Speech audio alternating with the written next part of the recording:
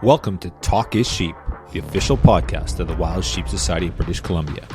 Brought to you by our title sponsor, Mountain Tough Fitness Lab. Come along with us as we take conversations that matter to you into the high alpine. We have partnered with Mountain Tough Fitness Lab to help get you in shape and mentally stronger.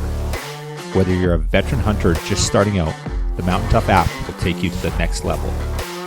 We personally train using the Mountain Tough programs, and we believe in it so much that we want to give you 6 weeks for free using code SHEEPBC. That's SHEEPBC. Check out Mountain Tough Fitness Lab. You won't be disappointed. Well, Heffy, here we are again. Yeah, another episode in the books, and I don't know if it's getting easier or harder, or if it's just hunting season's making it a challenge to get guests, but we got a good one. I love it when guys come fresh out of the bush and are jacked up on their hunt and they're ready to chat. Like, it just makes a good story while it's still fresh. And it was a fun one. Well, Jim's energy's infectious, right? The guy is just he's a cool cat, charismatic, just at the best of times. He's got that East Coast swagger, and then he's coming off the mountain like hyped up and had a phenomenal trip. He's got the energy of the fall behind him, and super cool podcast. Yeah, it was good. So what is he saying? He was before the podcast and after the podcast, how nervous he was, but you can't tell. So yeah, be interesting to see how much he talks if he's not nervous. Yeah, no, sorry, Jim, just bugging you. It's awesome, and yeah, we were talking about him coming out to the Sloots Conservation Mountain Hunting Expo and doing a presentation for us. Obviously, he's a really dedicated hunter, right? Like, there's just some guys that are good, and truth be told, 95% of them are guides, right? Like, and there's people out there that go out and get the job done and they're successful and like great hunters, but you can tell Jim's one of those guys that he dedicates, a lot of his time to what he likes to do. And so he's got some really cool things that I think he can impart a lot of knowledge on to our listeners and our guests at the expo, and talk to him about coming out to Penticton and doing a presentation. Pretty stoked about it. Yeah, great dude and humble about what he does. Like, even you can see when we're chatting with him, all these big Euro mounts, and that's not even all those giant deer that he's shot. He's just nonchalant about it. But no, it's a good chat, and it'd be cool if he came out and gave us a little speech on how he does it. Yeah. So I'd love to know. I need to shoot some, big deer, but I think everybody does. So Yeah, really cool. So look forward to seeing his journey. He's talking about his Alberta bighorn, so that's going to be a cool story too, right? So obviously he's a mountain addict, right? Like, we see what he's done with goats and stuff like that, and I think once he kind of gets the more of the sheep bug, it's going to be not good for the sheep. I'll say that right now. Yeah. Well, and speaking of things not good for you, something's not going to be good for our livers come this weekend. No. Tick tock. All the fun is about to happen for the 2024 Jurassic Classic, eh? It's honestly probably my favorite event every year, Greg. And you get your inaugural, experience at the event, and we're putting El Jefe to work here. So you're going to be running around like a chicken with your head cut off, doing all kinds of stuff. I can't wait to see that. And but no, just Jurassic's such a great weekend.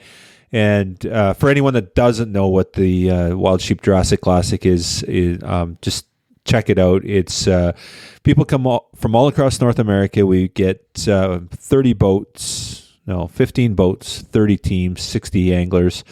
And what's super cool this year is Yeti. They're coming out from their headquarters in Toronto. The media team's coming out, and they're going to be on the water, and they're going to be part of the event. The sponsorship they've given us, we've got Yeti drinkware, we've got Yeti shirts, we got all kinds of Yeti products, and of course there's our regular sponsors on top of it. So it's one for the books, buddy. I can't wait. And start throwing around the names that attend this thing. Gray Thornton. Gray's a regular every year. Gray and Renee come out, and it's the who's, the bee's knees of the sheep world. Even Greg Rensmag's there. Yeah. Yeah, when you look, like, never being to Jurassic, but you look at the pictures of the people who are there, it's a group of just unsung heroes for conservation. Yep. Like there's the who's who, and then there's people that want no clout. They're just there to support, and they're huge supporters. Like we've got a bunch of people like that are some of our biggest supporters and don't want their names out there, and it's a group of difference makers for conservation, and it's an incredible event that puts incredible funds on the mountain for conservation here in British Columbia. And sometimes we share that wealth with other people come a calling. Yeah, for sure. Canadian Wildlife Capture, Ben Barakoff. Ben every year has 2 teams there, and it's super cool. Ben, what he does is he attends every year. I think he maybe didn't make the first one. I'm not sure on that. Ben, if that's wrong, I apologize. But he's been there ever since, and he's taken 2 teams every year. He brings his guys, his capture guys.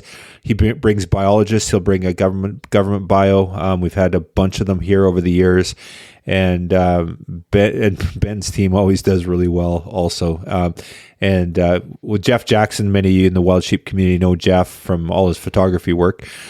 Jeff's our official photographer for the weekend, and just the pictures are amazing, the camaraderie, and it's a world-class event. So the teams are not cheap, but we wine and dine you. We got the wild meat barbecue on the Saturday night. It's fresh salmon off the Fraser River, and just the latest and greatest. This year we've got bighorn sheep off the Fraser River. So some of our Movi stuff that we took off the hills last winter is going to be served on the menu. And Dennis Cabana and the team does an amazing job there. So you got to experience it. It's a once in a lifetime opportunity.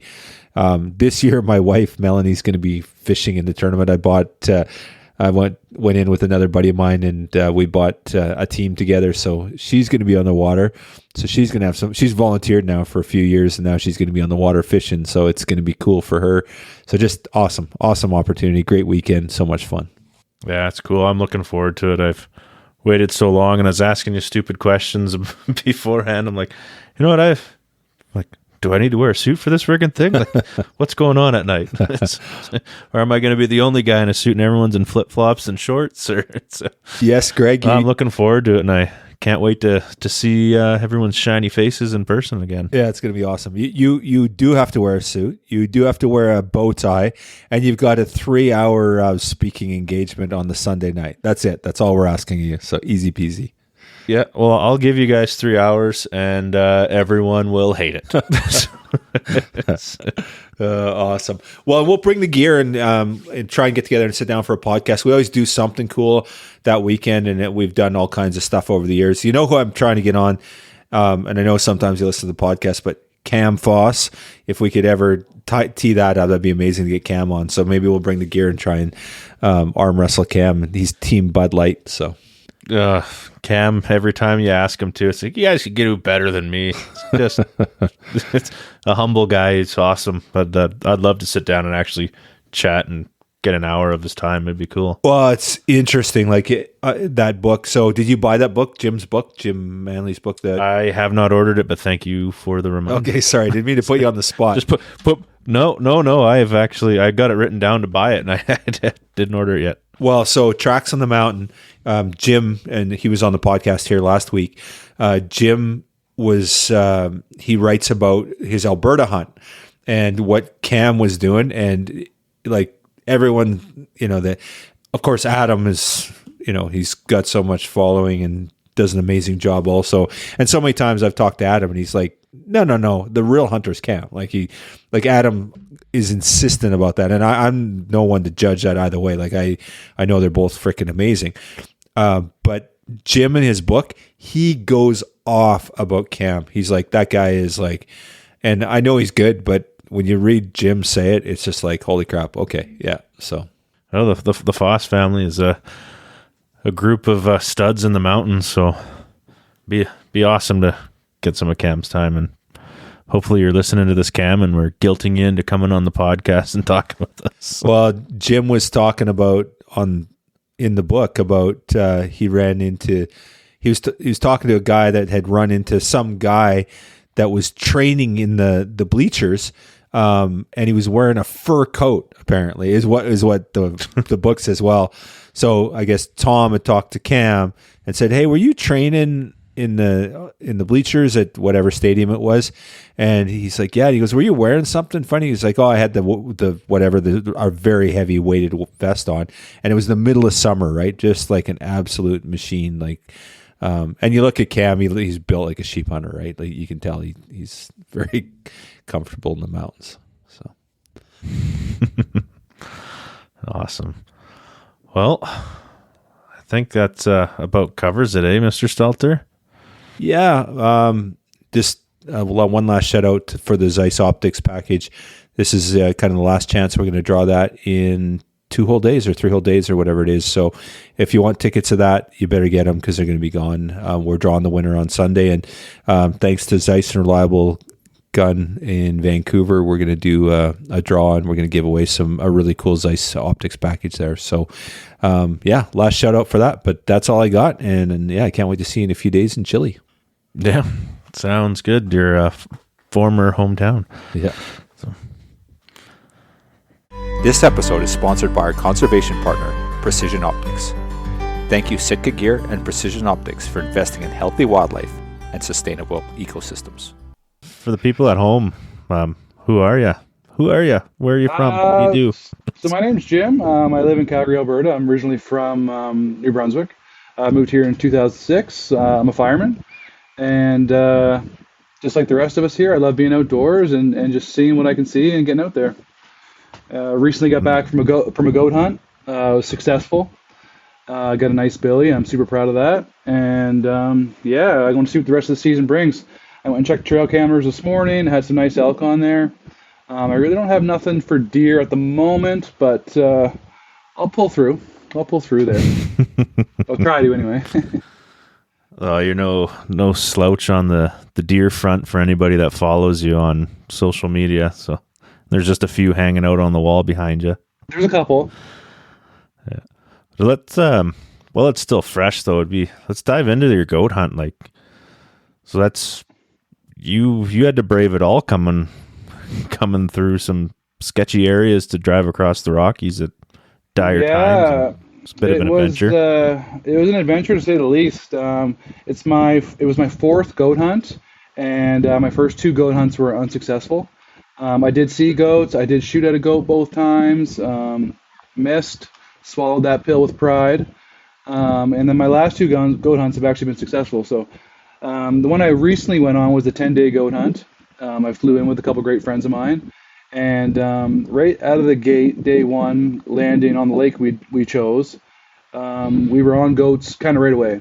It was nothing great, I suppose. We've seen lots of nannies and kids, and at the end of day 1, we managed to spot 3 billies, and we set the game plan from there to drop out of the mountain we were on, walk down a valley, and then climb up 2,000 feet and sleep in a saddle. And that would have been August or July 30th. So for the opener. Yeah. When you hiked up and slept in the saddle, did you bring a tent, or you guys tarp it, or? No. So our plan for the whole hunt was basically just to spike camp, take tent with us every night, and then just keep moving, find goats. And so we had a kind of a game plan going in. Excuse me. We had some pins from some people that had been there before where there were some goats. But we never even bothered with that. As soon as we landed at the lake, we got on goats, and we decided not to leave goats to go find more. Solid plan. Yeah, for sure. So we did take the tent with us every night, and we camped up, and we packed everything up, and we took it.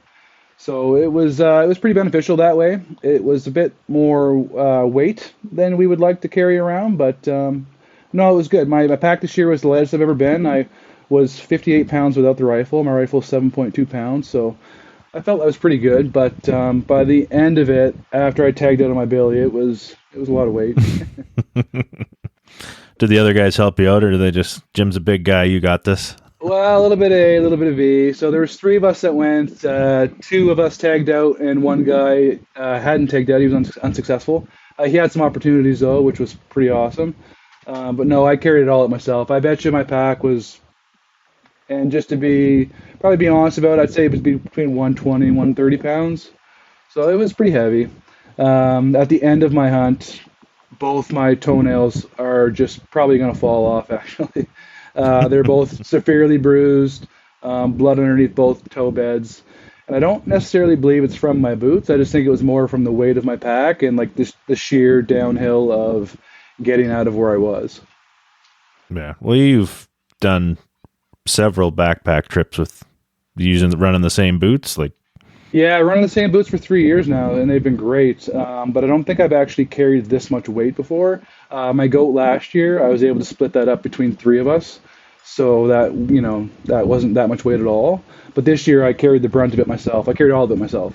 I caked it out for a 3/4, and then all the meat and the hide and the head. Yeah, it added up, and I think that's what kind of killed my feet. yeah. Well, I'm sure you guys were in there during the hot spell too, weren't you? Yeah, it was actually awful in that sense. Like you always pray for good weather when you're in the mountains, and I guess what that is the eye of the beholder, but it's certainly not plus 26 and no shade. So yeah, my last couple of years I've always had rain, snow, and you're hating the weather. This year the weather was phenomenal. It was almost too good. So we struggled with that a bit. Like the sun gets to you, there's no shade, the mosquitoes are hot and heavy. So it was good though. I enjoyed it. Oh, that's good. It's the type 2 fun we always talk about, where we suffer but we love it. Might not love it exactly in the moment, but it's makes it all worth it in the end, especially when you get a goat like you did. For sure. There was probably 3 or 4 times, and I've had this on every occasion actually, but there was probably 3 or 4 times in this hunt where I was like, this is my last one. I'm not going to do any more. Like, why am I here? And like, honestly, I was dying on that last day, and it was just like, that was the day that really hit me. I was like, I'm done.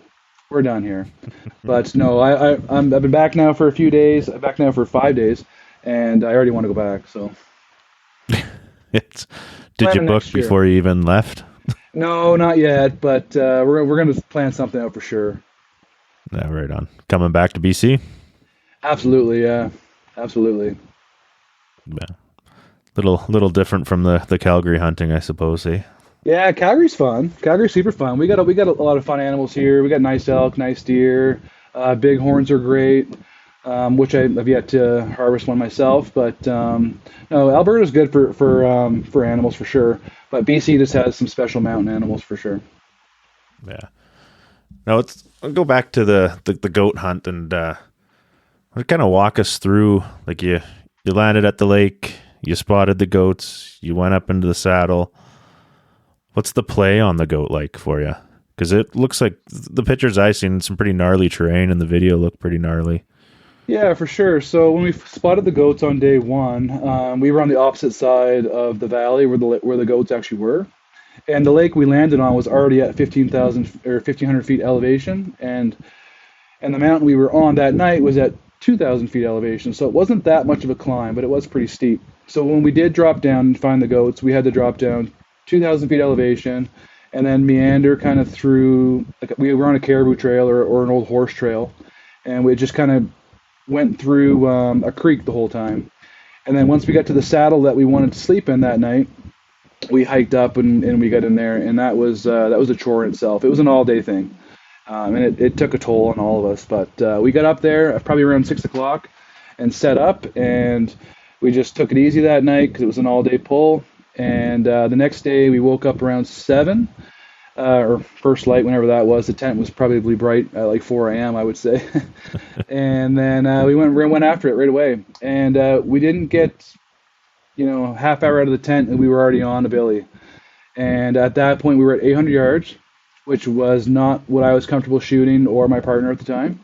So our plan was to circle around and get closer, as close as we could. Under 200 was kind of the goal on the drive up. We all spoke about it, and that was the goal.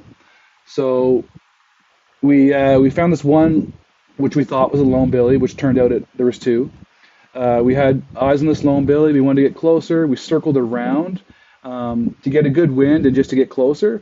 And while we were doing that, I looked over and seen another billy running, and then there was 2 running. And it happened to be the goat we were after. So I would assume the goat we didn't see was the one that maybe spotted us. And then once he started running, they both kicked off. So that was kind of heart-wrenching because we hiked, a whole day just to get there. Down a valley, up a valley, spent the night in the saddle. Like we thought it was like a foolproof plan, and it turned out not to be. Well, not that it wasn't. We just kind of screwed it up. But that's hunting, right? Yeah, exactly. So that was day one, and we did see a few billies and a couple nannies and kids that day as well. And towards the end of the day, one of the guys I was hunting with, Quaid, he actually harvested a goat himself, and then we went back to camp, and that was towards the end of the night. So it was successful on the first night of the opener. So August 1st, there was a goat in camp. Oh, right on. Yeah. And then, on the 2nd, August 2nd, same thing. We woke up with a game plan, just to get after it and start looking for goats as much as we could. We decided to try a different mountain range. So we were on a saddle. That first morning the first day we did the one half of the saddle. And the second day we went on the right side of it. And right out of the gate, we spotted a billy. And that was going to be my billy. And it was an all-day stalk, and I say stalk, but he had no clue I was there. So my plan was to hike up this spine and then just follow the spine, stay out of view, and then get around to where this billy was bedded. And then I was just going to wait there and just play it out, wait till he got up for his evening walk and drink, and then hopefully things would work out for my plan. But that kind of changed on my way there because the ridge that I was on was actually too sketchy. And I have like a 3 strikes you're out rule. And it scared me 3 times. And I decided I had to get off this thing. And at one point I was on I call it like a roof's peak almost, where I was like straddling this ridge with a pack on. And it was super sketchy. And I was like, once I get past this, it was about 9 yards. I was like, I'm going to drop down this chute and then just get right off this mountain. So I managed to get through the sketchy part, and that was my 3rd strike. And then I went down the chute, which that was a chore in itself. And then I managed to side skirt the mountain and then get closer to the billy and stay out of view. And then I managed to work my way up to the top. And I worked my way up to the top, and I had no clue where the billy was at that point. I just knew he was still in the area, like still in like call it a peninsula, I would say. And then I sat there, or we sat there, and I bet we sat there for like 4 or 5 hours and nothing. And I was like, it was kind of getting late. It was probably like around 6, 7, and I got up there around 3. So I hiked down a little bit to where the chute was, where I had him bedded last. And as soon as I got kind of towards where I had seen him last, and like towards the edge of where the cliff started, I spotted him right away. He was up on his feet, and he was walking away from me, just doing his own thing. I was able to sit down super quick, slide my pack off my shoulders, and the mountain was super steep, so it was easy for me to slide my pack and sit down. But I slid my pack off my shoulders, I sat down, and then I got my gun up on my pack, excuse me, and then he walked away from me and disappeared. And I was like, that was my chance. I was like, I didn't mess it up. I never had a good shot, and he just kind of walked away from me. But I didn't pursue him any further than that. I just stayed still, and I stayed in the single spot. And then I would say within the 5 minutes, and I was glassing the whole time the area where I seen him last, I'd get little glimpses of white, which gave me little glimpses of hope. And then all of a sudden, he like stepped up, and he didn't see me at all, but he was facing me. He was head on, and I had him in my scope and my crosshairs, right on the chest, and I was shaking like a leaf. There was no way I could take that shot. And at the time, I thought I was under 100, or I thought I was at 100-ish. So I didn't even adjust my scope. I knew I was that close. I was there, but I was just too shaky to even think about shooting the goat at that time. I didn't want to risk a good opportunity. So I basically waited till he got broadside, and it did happen. And I poked him behind the shoulder twice, and he got all wobbly, and then he went in behind like a little crevice, and I was like, perfect, I got him. Like I was so excited. So I took a photo of where I had seen him last. So where I had seen him last, I had to like go up around a chute and then back out to the peninsula where he was. So I wanted to reference on my phone where I'd seen him last. So I get over there, and sure enough, he was standing there looking at me. And I had thought he would just expired in this little crevice. Like I had a photo, I seen the white part of where he was, and I was like, I thought I had it in the bag. So I get up to where he was, and I was about 30 yards, and he was just standing there broadside. And then I got down and I put another one in him real quick, and that was the end of him. So that's kind of how that went down. And then getting to him was just as much of a chore, because where he died, it was in like a chute as well. And if anyone's hunted goats, they know they don't live in the most forgiving country. So I had to skirt around and then cross, I call it an avalanche chute maybe.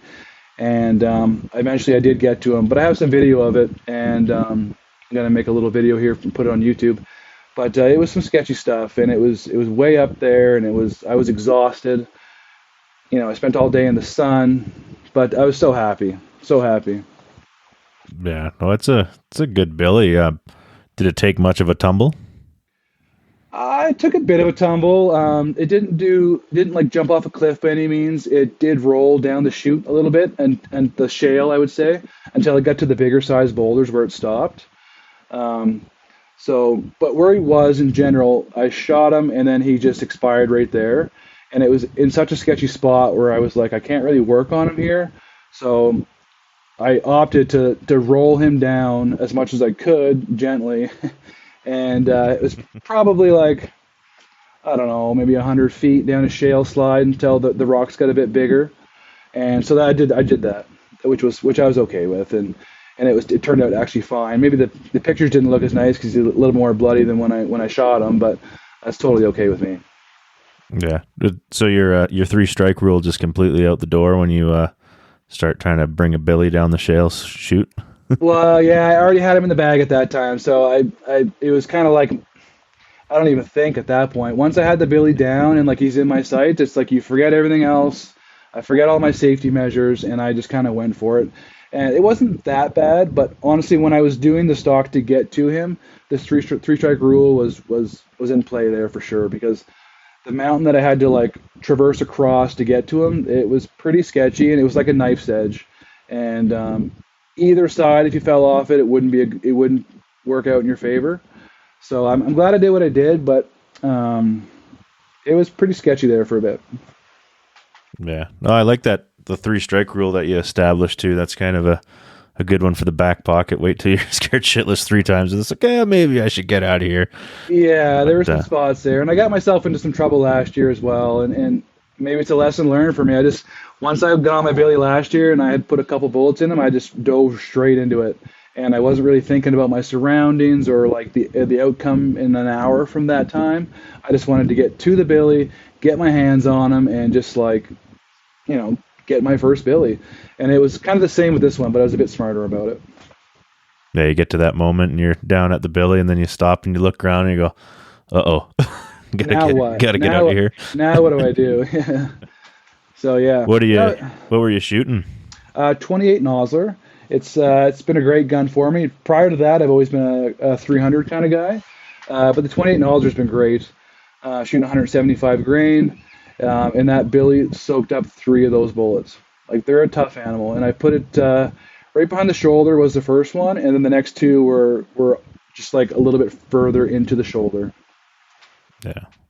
What was it like after you dealt with the animal, got it all packed up, and trying to get back off the mountain if you're in a sketchy spot like that? You know what? I was on cloud 9. Like those fly-in hunts, as soon as you land, like the clock starts ticking. We landed on the 30th, and then the plane was picking us up on the 9th. So like, you only have a certain amount of days to get it done, and thankfully and luckily I got it done on the 2nd. And I've done 2 goat hunts in the past where I didn't get it done in 10 days at all. So yeah. When you're able to get it done, it's like, honestly, you're on cloud 9, and similar to the year prior, I just went straight for the goat. Like, I couldn't wait to get there. So in this scenario, it was a little sketchy to get to him, but I was totally okay with it. I managed to get to him in a decent time, And I sat there, I enjoyed the moment, I took some photos, and just sent a couple inReach messages, and just enjoyed Yeah, it. I got one. Yeah, you did. So no, I enjoyed every minute of it, and like it's like a once in a lifetime opportunity. And a goat's such a special animal to me. It was always my, if you want to call it a trophy animal, that was it for me. Like as a kid, they're just always like a special animal for me. And even though I got one last year, thankfully, it was just the same feeling this year, and I already want to go again next year. But as far as getting it down goes, it was okay. Like I was on cloud nine, and nothing could hurt my feelings that day. And then actually on the way back to camp, after getting the billy off the mountain, I bumped 4 caribou on the way there. So that was pretty awesome too. Yeah, right on. So you said you're going for a three-quarter or shoulder mount with it? Well, I packed out enough for a 3/4, and I got a couple ideas in mind. But if I do a shoulder mount, I do a shoulder mount. But I'm probably gonna go 3/4. Yeah, gonna have the front legs in there. Yeah, front legs for sure. Yeah. Cool. Yeah, I was thinking like kind of like a rock pedestal with the front legs kind of hanging over the rocks ish. You know what I mean? And it'll be nice. I'll send you some. Yeah, that'll be cool. There's seen quite a few good mounts like that with the 3/4 mounts, and really enjoy that. Yeah, absolutely. Have to consider it for myself if I ever shoot something again, but When you shoot something, story for another time. So you ever get the smell out of your truck driving home in 30-degree weather 3 days and smell or maggots? Your choice. Yeah, the heads didn't fare out too well as far as cleanliness goes. The meat turned out great. I've already had lots of it. We had tacos tonight actually with the goat that I harvested from this year. But the head, as you could see, because when I stopped at your house here to grab my truck, they weren't in good shape. And the sun probably didn't have much to help to do with that. But yeah, between the smell and the maggots, they're gone. So we're good there. Yeah, at least get that cleaned up before you drug it in for a CI. Yeah, CI inspection was awesome. They were great. I cleaned the goats' heads up as much as I could. I went to a pressure washer, went to a car wash, pressure washed the heads really nice. And the morning of and the night before, and they didn't even say a word. They had a stone sheep in there the day before, and they said it was just not covered in maggots, but it was in rough shape. So no, they were great about it. Get any looky-loos while you're at the pressure washer or at the car wash washing your goats? No. Luckily enough, I was in my own little stall, so no one had a clue what was going on. But there was a camera up in the corner, so if they were watching, they were probably thinking I was doing something sketchy. That's fantastic. So would the Billy, you had it CI'd, would they age him? They aged him at 8 actually, and his length was shorter than I thought. I thought for some reason he'd be over 10, because my last goat last year was a 4-year-old goat, and it came out at 9 3/4. And the guy that did the CI inspection just said it was a really good area for great genetics. And this Billy that I had harvested this year, the body on it was I'd say twice the size. And the horns looked just as big. And I measured it with my fingers, and I thought maybe 10 inches, but it turned out to be just over 9. But no, yeah. So it was a 8-year-old Billy, just over 9-inch horns. Oh yeah. Yeah. Yeah, I thought he was longer, but 8-year-old Billy, that's awesome. Yeah, for sure. Good mass, and he carried the mass all the way up. And overall, it's a great Billy to take off the mountain. Yeah, no, for sure. It's good to see when guys are taking mature animals. So might have to do one of these for you. Little cheers. Cheers, man. Congratulations. And that's the sound you hear is the Dahl's Legacy Lager from our friends at Trench Brewing. I believe we shared one of those together too in my front yard. A couple of them, yeah. Yeah. Have to do it again. Yeah, for sure. So what's next on the plan for you? You're just looking through the screen here. You're somewhat of a deer guy. You got some deer floating around you. So bow season opens up September 1st. So typically how I run my cameras, I love hunting whitetails. Whitetails are my favorite. I find they make the best shoulder mounts. They're the perfect size for the wall.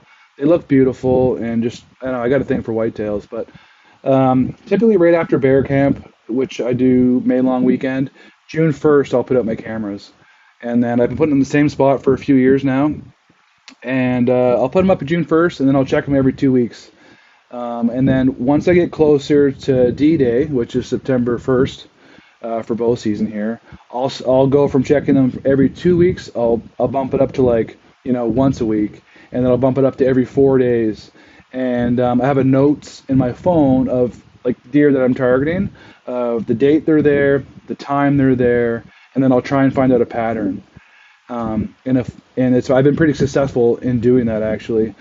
And that's my biggest thing for me is you can't shoot them from the couch, and you got to have time in the field. And trail cameras work for you when you're not there, and they're great. And so these next 2 weeks prior to the season opening, I'll actually go to my hunting spot. I have a glassing knob where I sit, and I'll just sit there. And hopefully I'll see the deer I'm after, and I'll glass him, and I'll see what he's up to, and I'll just sit there and text on my phone. I'll get great video, and I'll just sit there and hang out. I'll hang out with them as much as I can. And then just see if I can get like a bead on where they're going, how they're traveling, and that kind of thing. Yeah, how many cameras are you running? Because you get a lot of pictures, and you're one of those guys that's out there naming deer. Like you've got a lot going on when it comes to deer hunting. Yeah, so in my whitetail spot, I have 10 cameras, and they're all specifically placed, and I'll change them as like I'll move the cameras a little bit as the season like moves on, like closer to September 1st when bow season opens. Once I start figuring out their patterns and where they're moving, I'll adjust my cameras to like try and close in the exact trails or movement that deer are making, and typically that'll change like. Once the deer strip their velvet, they're gone in that little area that I'm in, and they move over to like the next quarter. So that's kind of like the time where I really got to like get a lot of pressure on them and get the cameras going and get out there and watch what they're doing and really study them. Yeah. Where I had a deer on camera, and I got lots of film of him. He was a velvet deer, and then once he stripped his velvet, I got him on camera 12 miles away after that. So he was in this one area the whole summer. I got lots of video of him. I'd see him almost, once a week when I'd go out there. And then once he stripped his velvet, he was gone. And then I randomly picked him up on a camera, like 12 miles away. Like I got him on iHunter. I did the draw to find out how long it was, and it was 12 miles from where I had seen him all summer. So their traveling range is actually pretty huge. And I didn't quite know that either until I started, really diving into the whole deer thing. Yeah, there's some good mule deer project out right now where they're got collared deer and seeing their travel just here in BC, and they're moving a long way. I had no clue. It's actually they're crossing highways, mountain ranges. It's kind of incredible how far they're moving, and people are in the way, and they're still cruising through and. Yeah, going over major highways, rivers. They're just, it's actually really impressive if you find one of those studies and see what they're doing. And it's an incredible animal. Sure. And I actually have a great deer spot, and I stumbled upon it by accident. I was coyote hunting middle of January, and, cold day, seen some coyotes in the field, kind of went after them and made a plan for it.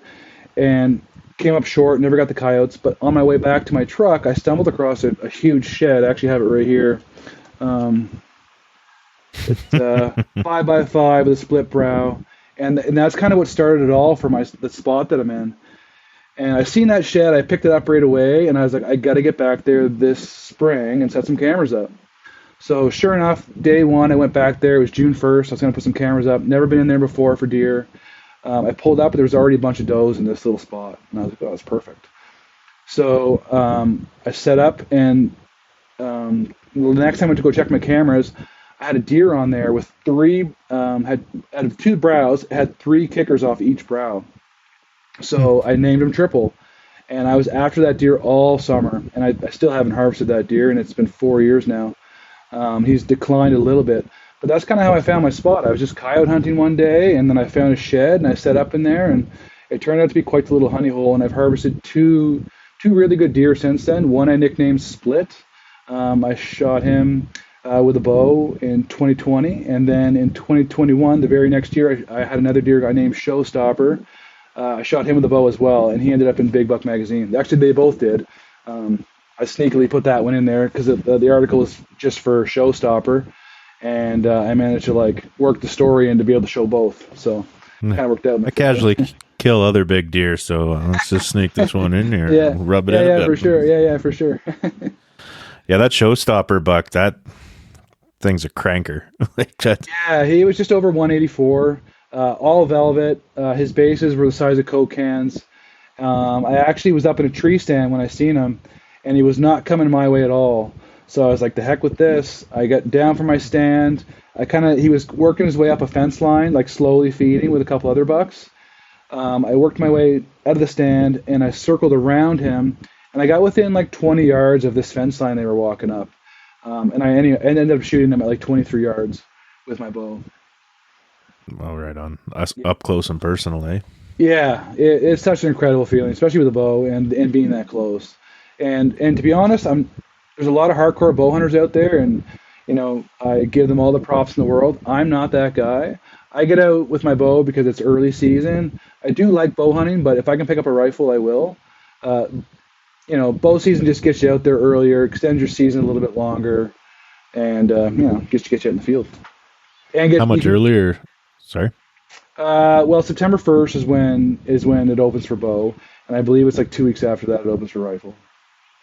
Oh, okay. Yeah. So I've never hunted Alberta, so I'm so the chance of getting a whitetail in velvet with a rifle is pretty slim, because typically they strip in the end of August, first week of September for sure.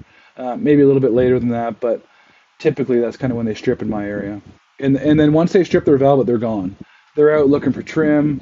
I'm not sure what they're doing, but they're not in the summering grounds anymore. Yeah. What do you like? You stumbled across that one good spot by finding a shed and then realizing this is a spot. Do you look for something specific if you're just trying to discover a new area that you think is going to be good for deer? Yeah, now I do after I discovered that spot. So before I would just look around and miles on the boots is where it's what I kind of did before. Find good sign, find scrapes, and just kind of hope for the best. But since I found this spot, I kind of like figured out a little bit more of what I was looking for, I guess. And that for me was like buckbrush. And what I mean by buckbrush is like alder bushes and trees that are just like barely taller than me. I'm 6 foot, just big patches of bush and an agricultural field, and there's a stream that runs through it. It's just like a little piece of paradise, and they can just kind of like hide, and there's tons of shade for them, and it's also in between two farm fields where they kind of cut through and when they can hang out. And I think that's honestly the best spot for me to be. The buckbrush just seems to be like, if you go in there and actually walk in through it, there's deer trails everywhere. And if you didn't know they were there, you wouldn't even see them. Like, that's obviously how they're traveling between fields, and just like that's how they get around. Yeah, no, that's cool, because people need to listen to whatever you're doing. You got the magic sauce when it comes to deer. Hunting's a bit of work and also a bit of luck for sure. And like I said earlier, you can't shoot them from the couch. And the more you spend time out there, like, that's how you're going to get it done. Like, obviously there's a bit of luck that comes in play, but I think if you just get out there and watch them and put cameras out, your chances are higher. No, that's cool. You got elk plans this year too? I do for sure. I still got quite a bit of elk in the freezer, which is fine. I bring it to the fire hall and the boys love it, and cook it up there. And but yeah, no, it's getting kind of low. I got a new elk spot this year too, actually. So we'll see how that goes. I got a nice elk on camera. I haven't had him in there in a few weeks. I went and checked my camera today, and I have a Reconoco cell camera there. I hadn't got photos from it since the 27th of August, and I figured either two things. Someone either stole my camera or an elk ate my antenna. So anyway, I went out there today, and my camera was there, and an elk ate my antenna. So I got to my camera. The antenna was ripped right off it on the ground, all chewed up. and my camera was all twisted sideways, and I've been getting photos of a tree for the last 2 weeks. But no, there's some good elk in there, and it's a new spot for me. So this year has been quite hot, and water's been kind of the go-to, and I kind of found a bit of a beaver pond that kind of leaches out into a valley a little bit, and yeah, it's been phenomenal. Yeah. Do you have a most memorable hunt? Like, if you could pinpoint one out of everything you've ever done, do you have one that just sticks out in your mind? Yeah, and that's probably hunting with my dad. I was born and raised hunting. My dad's a huge hunter. We'd get off the school bus as kids, and there'd be a moose hanging from the tree in hunting season, right? And everyone knew my dad was a big moose hunter, and that's kind of how I grew up. So hunting with him, I'd get to miss school. One day specifically, my dad shot a moose. I'm not sure when it was, but I got to miss school that whole night. We went and borrowed my neighbor's canoe, and then we paddled. I was probably like 10. We paddled up this creek all night, and like my arms were so sore. You're 10 years old, trying to be a man with your dad. Your dad's paddling, and we got a moose out that way, and that's probably my most fondest memories would be hunting with my father. And he's still after it. He's 62, and yeah, he still gets after it pretty hard. Yeah, you guys get to link up every now and then and go on a hunt together still? Yeah, I try and make it back home to New Brunswick once every fall, typically, but hasn't happened in a few years, especially with COVID. But yeah, I try and get back there as much as I can and hunt with him, and that's his biggest passion, just like mine, and I believe that's obviously where I got it from. Yeah, right on. So if you're out there hunting with the old man at 10 and probably even younger, what was your first big game?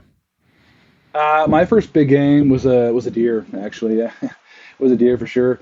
It was just funny because New Brunswick, there's not really a ton of deer. Like their biggest source of game would be either moose or black bears. And my dad was just obsessed with mooses and like my entire childhood. So yeah, my first big game was a deer, and I was by myself. I had a little 223. I just got off the school bus. I bought the actual rifle from my father. With my allowance, and I would just go right off the school bus and then just go right from the backyard because I lived in the country. So, yeah, that was kind of what I did every day off the bus. And then one day it paid off, and then I went home and I told my dad, and because I had shot this deer, but I didn't quite know where it went. And I went home and told my dad, and he was like ecstatic. And then we went out right away, and we found it, and we brought it back, and yeah, it was a pretty good moment. Yeah, that would stick out, eh? I've only had my kids do that with a fish and come back. I caught a fish, and I never come back. I shot a deer. Absolutely. And my brother, I got an older brother, and I harvested my deer before he did, so that was obviously a huge win for me too. Well, them fighting words back at home, I bet. Mm-hmm. They certainly were. Yeah. And I bet you that still comes up to this day if you guys are chirping at each other. That's the first thing that comes up. Yeah, for sure it is. Can't live that one down. No. So with growing up in New Brunswick and, your old man being a diehard moose hunter, is that got a special place for you too, chasing moose? Yeah, it does actually. I do love moose, but man, they're a lot of work. 2 years ago, I was a part of 3 moose kills. So my girlfriend here in Alberta killed one, and it was her first moose. So I opted out going home to grab my quad. I was like, we're going to pack this thing out. So we skinned it out right there. We quartered it out. We packed every piece, and she was dying. And, I was dying too. It was a hard hunt. And it wasn't a hard hunt, but it was more so of a hard pack out. So there was that. And then I went home to New Brunswick, and I harvested a moose with my father, and I harvested a moose with my brother. So it was a pretty big fall, and I just had enough of moose at that point. So I haven't harvested one in a little bit, but I'm due for one, I think. My biggest moose, it was a 60-inch moose, and I got that on my 30th birthday. And I packed that out myself as well, and yeah, no, it's been awesome. I do love moose, but they're a lot of work. Almost sounds like you're a glutton for punishment there, Jim. Well, I know. I'm already planning on going back on another mountain goat hunt too, and I swore I'd never do it again a few times, but I don't know. In the moment, it kind of sucks, but that's what we live for, and hunting season goes by so quick. You wait all year for it, and it's gone. So, you gotta use your time wisely. I work 2 jobs. I got a full-time job and I got a part-time job, both with 2 fire departments. So whatever time I do get off, you got to use it wisely. Yeah, Yeah, I guess you're a busy man, and are you when you're checking your cams, and like if you're going that often, are you checking them before work, after work? Like, are you just all over the map? I'll check them on days off, typically. So I work 24 hours on, 2 days off, 24 hours on, 4 days off. So I do get a lot of time off between jobs. But yeah, no, I'll check them as much as I can. Typically like when it gets closer to September 1st, I'll check them every 4 days.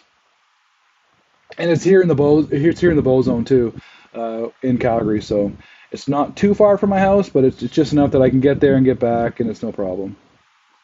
Not perfect. So it doesn't kill your days off at the same time. No, and I love it too, right? So like it's not like a chore for me to go out there. Like I'll go out there and I'll spend all day out there and just doing whatever I want. So no, I love it. That's perfect. So you mentioned coyote hunting earlier. Is that one of your passions as well? Like, you a big do you go after the coyotes in where you like to hunt your ungulates? Like, is that a kind of a target for you? That's a big thing for me for sure, and it just kind of started out, to kill some time in the winter, and just get out and have a little bit of fun. And then about 3 or 4 years ago, I actually learned how to skin them out, like a tube skin them from the back. I learned how to stretch them, dry them, and turn them into really good, nice looking wall hangers. I was giving them out for Christmas presents. So a few years ago, I think I wasn't on that list. I got one for you. I got one in the back here. A few years ago, I'm not like stacking numbers. I'm a modest guy. I get out when I can. I think the most I killed in 1 year was maybe like 13. But I'm trying to do my part for sure. And it's crazy because when I go out there and I sit for deer, like once last light hits or just before, the coyotes are just yipping and yapping, and there's like 2 different groups all around me, and it's not scary by any means, but they're around and there's tons of them. So I was like, I got to get out there this winter and really try and put a number on them, and I did that, and I put the numbers down a bit for sure, but they can multiply. Coyotes they're resilient. They're like a res dog. They ain't going anywhere. Yeah, they're pretty good at, if you knock a few down, they come back with double what you knock down, and well, yeah, that's exactly it. Yeah, for sure. But no, they're a ton of fun to hunt too. Like I use a predator call for those. I got a call and they come flying right in, and then you can shoot them with the 22-250, and that's just a blast. Like you're 2 birds with 1 stone. You're getting rid of the coyote population, and you're helping the deer. Yeah, no, that's good. Yeah. The when you're calling, do you have a specific set that you like to use? Like, what are you using to call? Yeah, it kind of depends on if it's up in the breeding season or not. I'll try and locate them with a locator call, which is just a couple like female vocals, or I'll switch it up and I'll do rabbit and distress, and it all depends on the flavor of the day really for them. But like my favorite time to hunt them would be like in the wintertime after a storm, like a nice calm sunny day, because I think coyotes, when it's nice and sunny out, they're out hunting, they're out trying to look for food. When it's too cold, I feel like they're hunkered down and just kind of like, it's just too cold to be out there moving. So yeah, if I can get a nice sunny day in the wintertime, I'll go out coyote hunting for sure. Yeah, that's cool. No, that's good for you. So being a lifelong hunter, lifelong outdoorsman, and your job, I'm sure, has its moments as well. So do you have one particular hunt that kind of you got yourself in a situation where that one's going to stick with you forever? A little, like a dangerous, scary moment. Yeah, for me, that would be last year on my goat hunt. I shot my goat at 300, and then it was, I was above him. He was down here, I was above him. And when I shot him, he kind of went over a knoll at 300, and then I was straight for him.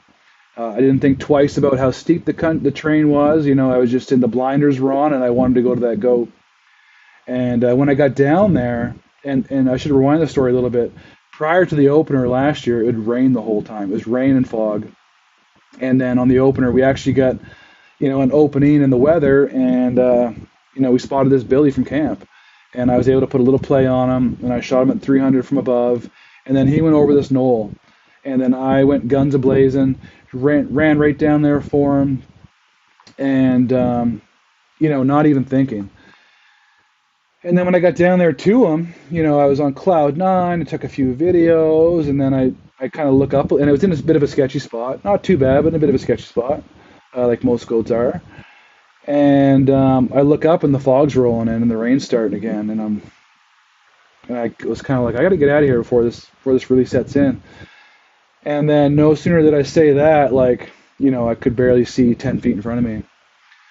So, and I'm not going to lie to you, Greg, I was scared. A couple times I was right scared, and I was like, I don't know how I'm going to get out of here. I had my inReach on me, obviously, which was nice, and I had my rifle and stuff. But 2 different times I thought I was going to sleep on that mountain. And I actually thought so much I was going to sleep on that mountain, I found a spot that I could sleep. There was this crack in the mountain, and it was raining. It was probably like 8 o'clock at night at this point, super foggy, and the rain was coming down. And I was just tucked into this crack. And I backed up into it, and I was like, well, this is it. And I was pretty scared, I'm not going to lie. And, the fog kind of broke for a minute, and I was like, it's either I'm going to spend the night here or I'm going to try and get out. So I was like, heck with it, I'm going to try and get out. And then I tried 1 or 2 times, and I couldn't, the fog kept coming in. So I went back in this little crack in the mountain, and I was like, this is it. And then I worked up enough courage to be like, okay, I really got to go for it this time. So I abandoned my rifle. I left my rifle with the goat, and I actually took my bipod. And I took my bipod to use that to claw my way up the mountain. So what I did was I left my rifle in the mountain with my goat, and then I just, I started going up. And a couple times I got cliffed out, and it was, super scary. I had to go all the way to the top and then get cliffed out, so I'd have to work my way in reverse in the fog and in the rain, and just driving my Spartan bipod as deep into the mountain as I could. And some of the spots were, they were super steep and straight down. And if you fell, you weren't going to be coming out of it in good shape. I didn't ever plan on pressing my inReach because I didn't think by the time someone got to me, the fog would be gone, the rain would be gone, and I could get out myself. Because it was just that time of night, you know what I mean? No one would come for me that time of night. So yeah, what I did was I just I abandoned my rifle, took my bipod, and just clawed my way to the top. A few times I got cliffed out, but eventually I did make it to the top. And yeah, what a relief that was when I had flat ground, and I had a spot where I knew where I was and I was familiar with. Because trying to get up there in the fog and you can only see 10 feet in front of you, and then you're getting cliffed out and having to go back down the sketchy part you just went up, with a pack on, clawing your way with the Spartan bipod, digging into the mountain.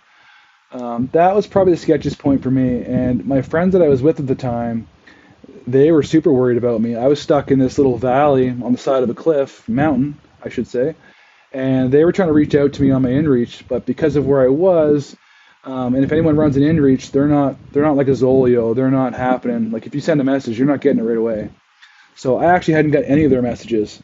So anyway, after I clawed my way to the top and got my way to the tent, my friends that I was with, they were all quite upset for the first 5 minutes of me getting back to camp, because they were like, we tried to reach you. Where were you?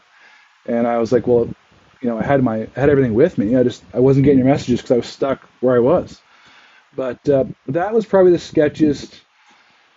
I don't know if you want to call it a hunting career, but in my hunting life so far, that would be the sketchiest thing I've done. And lesson learned from that with the 3-strike rule for this year. That'll never leave me. Actually, it scared me pretty good. Yeah, sometimes it takes those moments to smarten us up a little bit and think about what we're doing. Now you just need to get that 3 strikes tattooed on your arm and bring a felt with you and just cross them out as you go. I'm like, yep, nope, time to turn around. Screw that up. Sure. And then the next day I had to convince my friends to go down there and help me pack him out. Because he wasn't in a great spot, and they knew that I had got stuck down there, and the weather still wasn't great. But I had 2 things on my mind. My very first goat I ever harvested was stuck on this mountain, and I wanted it. And then my rifle's down there. Yeah. So I was like, what am I going to do? I have to go down there. Either way, I'm going down there. So I was able to convince my friends to go down there with me. We packed it out. And so on the inReach, waypoint to waypoint was less than 2 kilometers down the mountain. But that took me over 8 hours. So from Oh, wow. camp, we hiked down. We skinned out the belly. We deboned it there on site. All that kind of good stuff. And then opposed to going back up the way we came, we opted to drop down the chute, hang a left, side hill the mountain, and then come up the creek.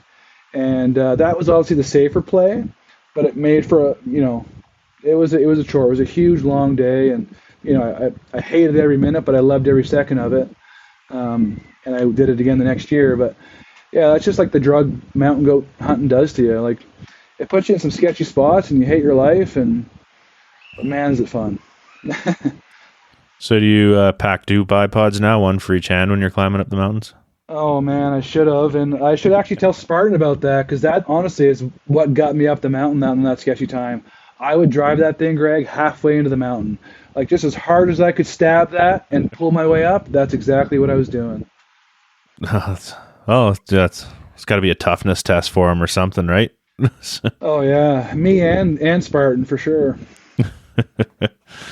Awesome. Well, got to ask you one question though, and I'm sure your boys at the hall are going to appreciate this one. When are you getting rid of that dirt stash you got going on? Well, that's the thing is I had that nice little scruff when I seen you last, and I was like, I'm not going to chop this thing off without having handlebars there for a bit. Now I lopped it off to just a straight mustache, so we'll see. I don't know. I kind of like the way it looks. Maybe I'll rock it all hunting season. I have no idea.